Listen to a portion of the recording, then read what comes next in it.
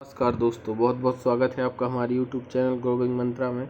और जैसा कि आपको मालूम है कि हमारे जो क्लास चल रही वो हिंदी की चल रही, तो हिंदी में हम लोगों ने जो अभी तक पढ़ रखा है वो वर्णमाला हमारी हो गई है, संधि पूरी हो गई, उनके क्वेश्चन भी दोनों के लग चुके हैं।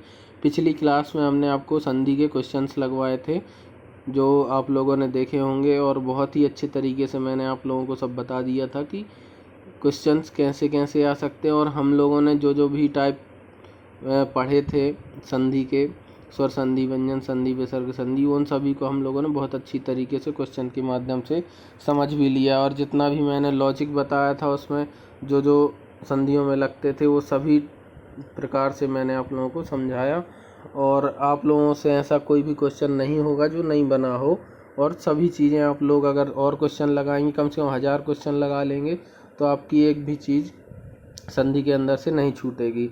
अब आ जाइए, हमने जैसा कि आप लोगों से बोला था कि हम लोग व्यापम के क्वेश्चन भी लगाते जाएंगे, तो मैं 4/9/2016 का सेकंड शिफ्ट का पेपर लेकर आप लोगों के सामने आया हूं।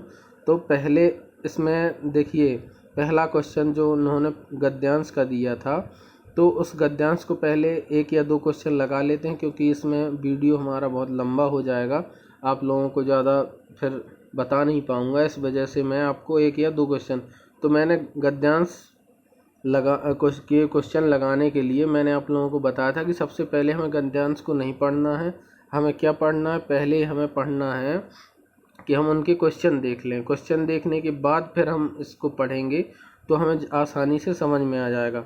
इसकी एक बात और है कि जब भी अपन कभी भी कोई भी एग्ज़ाम हो, गद्यांश लगाएं, तो सबसे पहले हम गद्यांश के क्वेश्चन को पढ़ें।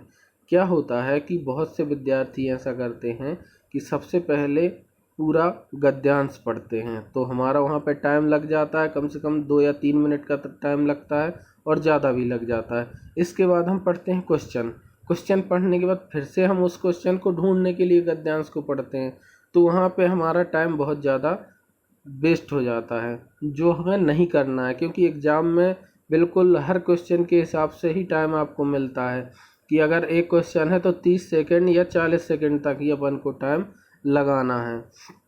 तो सबसे पहले गद्यांश लगाने के लिए हमें उनके क्वेश्चन पढ़ने चाहिए।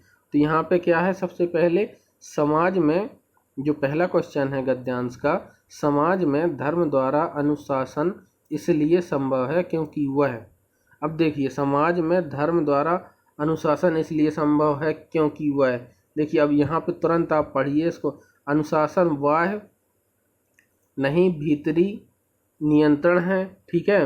अब और आगे पढ़ते हैं, वह भीतर से बांधता है, भीतर से बांधता धर्म से संभव है। धर्म मनुष्य को नैतिकता की ओर ले जाता है। वह व्यक्तिगत और सामाजिक व्यवहार के कुछ ऐसे मापदंड प्रस्तुत करता है। अब इतना मैंने पढ़ के आप लोगों को बता दिया, पर इसमें एक चीज़ और कीजिएगा, मैं आपको बताना भूल गया कि ऑप्शन भी आप क्वेश्चन जैसे पढ़ेंगे तो ऑप्शन भी आप देख लीजिएगा, ठीक है। तो वहाँ से आप लोगों को क्या पता चल जाएगा कि इसमें क्वेश्चन में और क्या क्या चीज़ें हैं। तो यहाँ पे देखिए, व्यवहार में संस्कार दायक मापदंड प्रस्तुत करता है। आप लोगों ने अभी अभी बिल्कुल मैंने यहाँ पे पढ़ा था कि, मैं आपको बता देता हूँ कि अभी अभी हम लोगों ने क्या पढ़ा, व्यवहार के कुछ ऐसे मापदंड प्रस्तुत करता है। ये लाइन पूरी देखिए एज इट इज ये रखी है, ठीक है। तो हमारा ये क्वेश्चन बिल्कुल आसानी से पता चल गया, हमें कुछ नहीं करना पड़ा। पर ये चीज़ गलती बिल्कुल नहीं करनी है कि हमें वो पूरा पढ़ना है। अब यहाँ पे एक दूसरा क्वेश्चन और मैं आपको बता रहा हूँ, इसके बाद फिर हम लोग आगे के क्वेश्चन करेंगे। अब यहाँ पे पूछा है, आधुनिक शिक्षक मनुष्य में अहम की उद्दीप्ति का मुख्य कारण उसका क्या है। साक्षर होने पर भी निरक्षर होता है, साक्षर होने पर भी अर्धसभ्य होता है, शून्यवाद से गहन विश्वास होता है, अंदर से अशिक्षित होता है। देखिए हमें अपने कोई लॉजिक नहीं लगाने, सीधी बात रहती, जब भी गद्यांश आए हमें अपना कोई लॉजिक नहीं लगाना कि समाज कैसा है, जो अभी चल रहा है उस समाज को हमें लेकर नहीं चलना है, हमें केवल लेकर चलना है जो हमारे क्वेश्चन में गद्यांश आया है। गद्यांश में अगर शिक्षक को कुछ भी उनने बोला है तो हमें वो मानना पड़ेगा, ठीक है। तो इसलिए हमें उसके अकॉर्डिंग ही हमें आंसर टिक करना है। तो यहाँ पे हम लोग और आगे पढ़ लेते, हम लोगों ने यहाँ तक पढ़ लिया था तो हमें पता है कि यहाँ तक क्या लिखा हुआ है। अब यहाँ पे थोड़ा सा एक क्या है, थोड़ी नज़र भी तेज रखनी पड़ेगी, तो उससे हमें पता चल जाएगा कि कौन सी चीज़ कहाँ पर लिखी है। देखिए शिक्षित मनुष्य की बात हो रही है, तो शिक्षित मनुष्य के बारे में और आगे देख लेते हैं, ठीक है। वह व्यक्ति और सामाजिक व्यवहार में ऐसे मापदंड प्रस्तुत करता है जिसमें उच्च संस्कार दे सके, स्वभाव पर से पीछे रहने एवं उच्च संस्कार सद सकते हैं, ठीक है।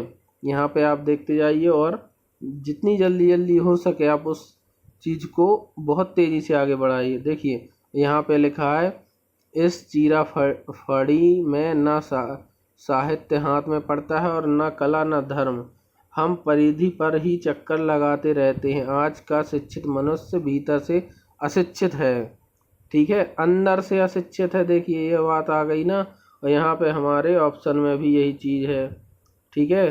अंदर से अशिक्षित होना, अंदर से अशिक्षित होना, हमारा ये ऑप्शन क्लियर हो गया। तो मैंने आप लोगों को जो चीज़ बता दी, अब ये 5 क्वेश्चन आते हैं गद्यांश के, तो ये आप लोगों को खुद लगाने पड़ेंगे। और ये व्यापम का जो क्वेश्चन पेपर मैं लाया हूँ, तो यहाँ पे आपको और इसी तरीके से काव्यांश को भी करना है। काव्यांश को भी मैं नहीं बता रहा हूँ क्योंकि काव्यांश का एक क्वेश्चन अपन देख लेंगे, पर काव्यांश का एक क्वेश्चन देखने के बाद आप लोग खुद लगाइएगा। काव्यांश की किनकी प्रशंसा की गई है। देखिए काव्यांश में किनकी प्रशंसा की गई है, तो यहाँ पे अपन पहले तो ऑप्शन देख लेते हैं, समृद्ध देशों की, कर्मवीरों की, भारतवासियों की, महापुरुषों की। अब यहाँ पे थोड़ा सा आप पढ़ेंगे आपको पता चल जाएगा। पर्वतों को काट कर सड़कें बना देते हैं वे, सैकड़ों मरुभूमियों को नदियाँ बहा देते हैं, गर्भ में जलराशि के बेड़ा चला देते हैं, जंगलों में भी महामंगल रचा देते हैं, ठीक है। तो इससे आपको समझ में आ रहा होगा कुछ कि किन की बात हो रही है, कर्मवीरों की बात हो रही है। तो आप लोगों का ये ऑप्शन कर्मवीर यहाँ पे सही होगा, ठीक है। तो मेरा बताने का मतलब ये है कि अब आप लोग इस चीज़ को लगाइए, क्वेश्चन को जितना ज़्यादा आप यहाँ पे पेपर लगा लेंगे तो और आपको एग्ज़ाम में बहुत ही ज़्यादा सहूलियत होगी और आप लोगों को ज़्यादा दिमाग नहीं लगाना पड़ेगा। वहाँ क्वेश्चन पूरा लगा के, पूरा पेपर लगा के देखिए, 3 घंटे बैठ के देखिए, तो उससे आपकी प्रैक्टिस हो जाएगी।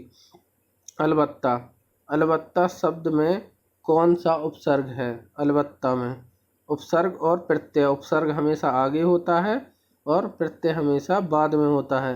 तो यहाँ पे अल हो जाएगा, अलबत्ता, आ और ला आ रहा है तो अलबत्ता हो जाएगा, पक्का हो जाएगा, ठीक है।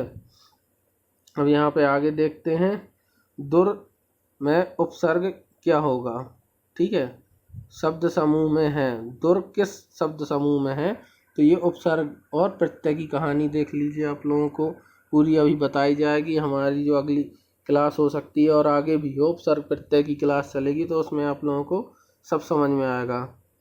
तो यहाँ पे क्या क्या है, यहाँ पे दुरावस्था है और दुर्दशा है, ठीक है। जो दुरावस्था और दुर्दशा दोनों आप लोगों के यहाँ पे हो जाएंगे आंसर, ठीक है। अब इसके आगे देखते हैं, जो शत्रु की हत्या करता है उसे क्या बोलते हैं, शत्रुघ्न नश्वर। यहाँ पे आंसर अपना शत्रुघ्न ही होगा, आपको उससे समझ में आ गया होगा।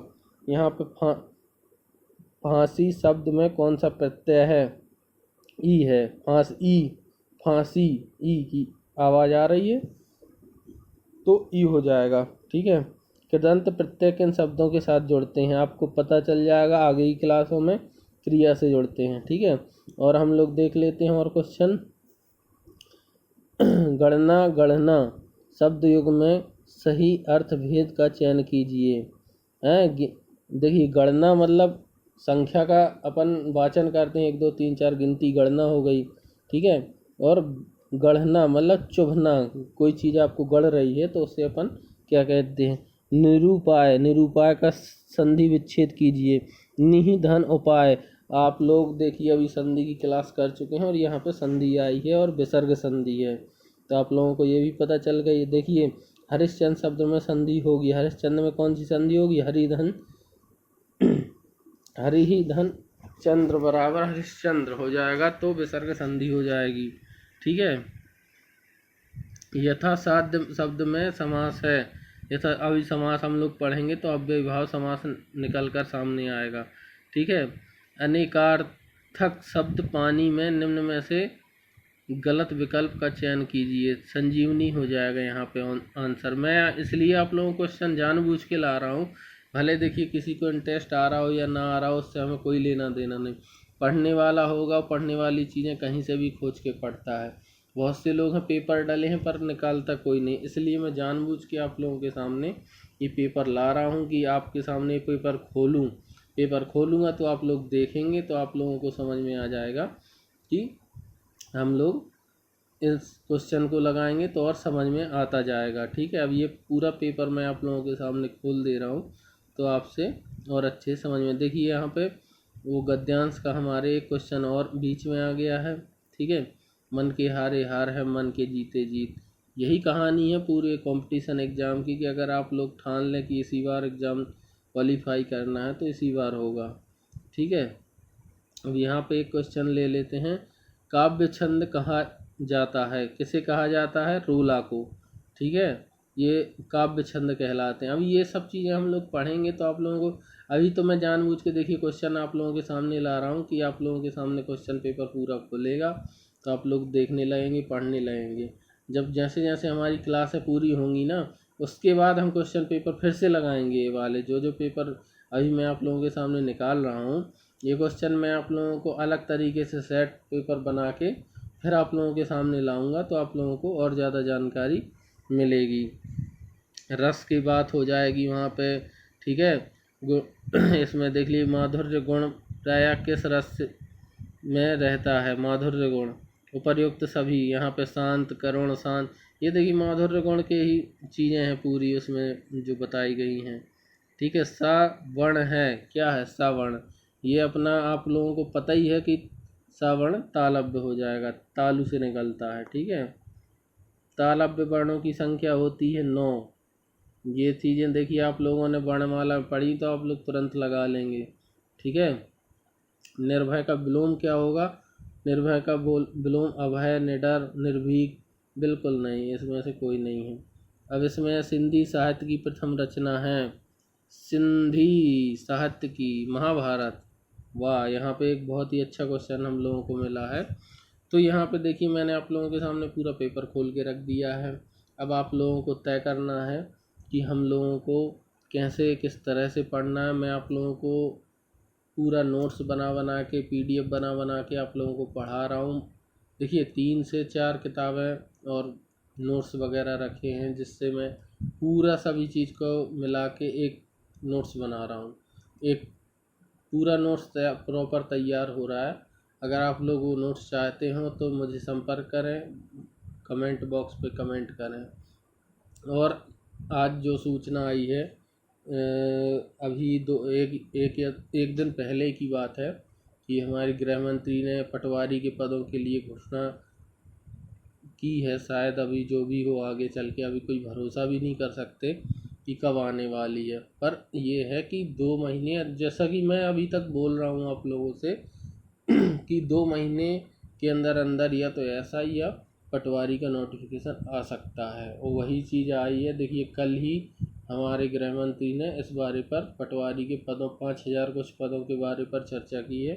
तो आप लोग बिल्कुल तैयार रहिए और हिंदी के बारे में आप लोग निष्फिक्र होकर मेरे टाइम टू टाइम वीडियो और स्पीड और बढ़ा देंगे कि जल्दी से जल्दी 1.5 महीने के अंदर अंदर हिंदी हम पूरी ख़त्म करें। फिर इसके बाद लगातार क्वेश्चन और टेस्ट सीरीज चलाएंगे जिससे आप लोग उस टेस्ट सीरीज के माध्यम से अपनी जो भी पढ़ाई है उसको देख पाएंगे हम लोगों ने क्या क्या पढ़ा है। तो बहुत बहुत धन्यवाद दोस्तों, और चैनल को लाइक करें, सब्सक्राइब करें, दोस्तों तक पहुंचाएं। बहुत बहुत धन्यवाद।